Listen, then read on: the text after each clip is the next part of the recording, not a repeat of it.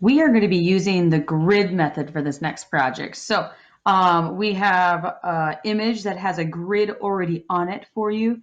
And then we will also be having a piece of paper, and I already have the grid on my paper just to speed up my process just a little bit.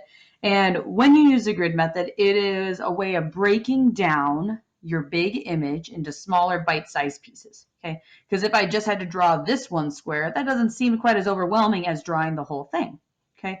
And to help make sure we don't get all mixed up on what box is what, the first thing we do is we label. So I'm going to be writing letters across the top and numbers across the side.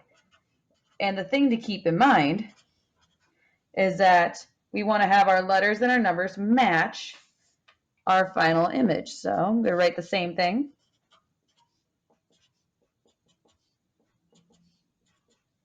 And then the same for our numbers.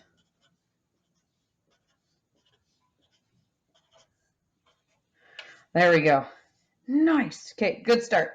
So now I'm going to need to bring out my pencil, and this is what's going to be helping me in doing the whole rest of it. I'm going to show you some tips and tricks and also some ideas of how to kind of get started, okay? Because we have this big white canvas. It could be like, where do I start? Okay, there's no wrong place to start unless you're starting in a box that doesn't match. So, for example, I have this box right here, and it is called C2, okay? The name of the column and the row that it's in. So any lines, any colors and that kind of stuff that I have in C2 here, I will have in C2 over here as well, okay?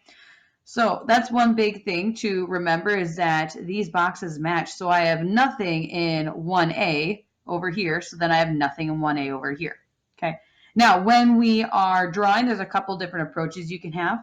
You can go across the top and work your way down, row by row until you get to the bottom of your page. You can go, if you're right-handed, start in the leftmost column and then work your way this way. If you're left-handed, starting in the rightmost column and working this way, going by columns. Or if you like starting and finishing things, which is the way I like to do things, is I start with doing the big outlines, and then I start adding the details that are inside. So that's kind of the way that I do things. So I'm just going to speed through me drawing the outside, and then I'll probably pause in the middle of it so I can show you some tricks.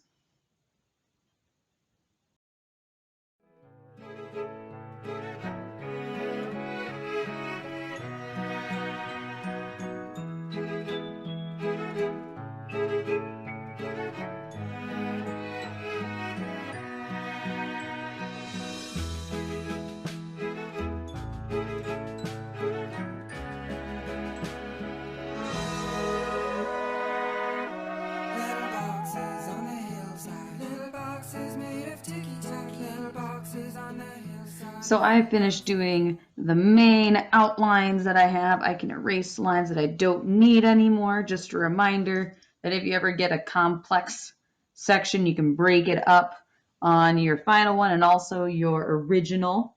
So then you can have smaller squares to work with. It really helps making sure things are the right size.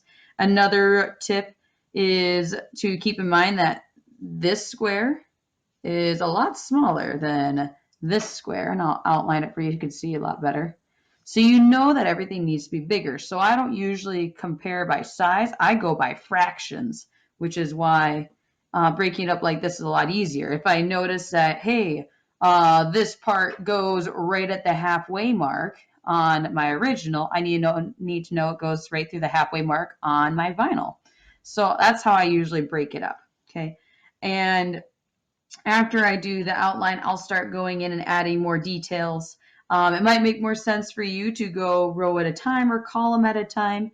It doesn't matter. The only mistake you can have is if you're working in the wrong square. And that's why we have these labeled, to make sure that, you know, if we're supposed to be drawing in C3, we are looking at things that are in the C3 box. So that is the biggest thing that's super helpful. And remember, grid method is easy once you get used to it, okay? And it takes a while to sort of get one image transferred over here. And that is okay if it's a challenge for you. If you need some help, make sure you ask. Absolutely love using the grid method. It's really helpful in making sure I have the eyes the right size in comparison to the head, or making sure that his head isn't too big or his arms aren't too skinny. And it's really helpful for me. So I hope that you find the grid method as helpful for you and your drawings as well. Okay. And then just like I said, make sure you let me know if you need some help. So I do expect you guys to either shade them in grayscale like it is in the picture, or if you want to add color to these, that'd be super cool. So I'm really excited to see how these turn out for you guys.